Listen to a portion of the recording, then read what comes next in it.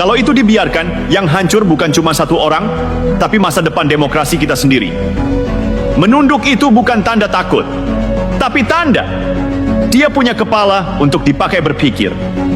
Waktu Gibran menunduk di depan Megawati dan Try Sutrisno, sebagian orang sok tahu langsung bereaksi. Lihat, anak kemarin sore tunduk juga akhirnya. Stop dulu, jangan bodoh. Itu bukan tunduk kalah, itu tunduk beradab. Di negeri yang katanya menjunjung nilai-nilai ketimuran, kenapa tiba-tiba sikap hormat dipelintir jadi simbol kelemahan? Oh, jadi kalau dia berdiri tegak dibilang sombong, kalau dia menunduk dibilang ciut? Lucu ya, ketika orang sopan dianggap lemah, dan yang cerewet dibilang pahlawan demokrasi. Padahal Gibran itu sedang kasih pelajaran. Saya bisa saja melawan, tapi saya memilih menghormati. Yang ditampar logikanya justru para purnawirawan pensiunan rasa panglima perang, yang sibuk main surat terbuka seperti netizen gagal move on. Pernah dengar komentar sinis, Gibran itu baru masih magang? Lucunya yang komentar itu justru orang-orang yang sudah lama di politik, tapi kontribusinya nihil, kerjaannya cuma bikin gaduh dan tebar opini. Yang magang siapa? Yang sok senior siapa? Coba cek rekam jejak. Gibran dalam waktu singkat sudah punya agenda, kerja cepat, adaptasi instan.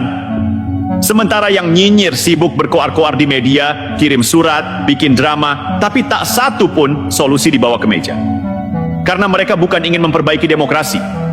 Mereka cuma takut kehilangan panggung. Mereka takut anak muda kayak Gibran justru bikin mereka tampak usang. Mari kita kupas surat yang katanya mewakili nurani. Kalau benar niatnya demi demokrasi, kenapa timingnya selalu pas untuk ganggu stabilitas? Kenapa surat-surat itu muncul justru ketika Gibran lagi kerja? Apakah mereka resah karena Gibran berhasil membalik persepsi publik? Dan lebih penting, kenapa tidak ada kritik terhadap politisi tua lain yang jelas-jelas gagal total? Oh ya, mungkin karena mereka bukan target muda. Karena Gibran itu muda, sopan, dan belum punya pasukan buzzer. Tapi justru karena itu, dia lebih bahaya bagi mereka. Gibran tidak pakai buzzer, tidak main kasar, tidak balas fitnah. Tapi dia punya satu senjata yang tidak bisa dilawan oleh para pengadu domba, kerja nyata. Logikanya sederhana, kalau Gibran dianggap remeh, kenapa setiap langkah kecilnya selalu dibedah, dikritik, dicari-cari celahnya? Jawabannya, karena dia bikin mereka gugup.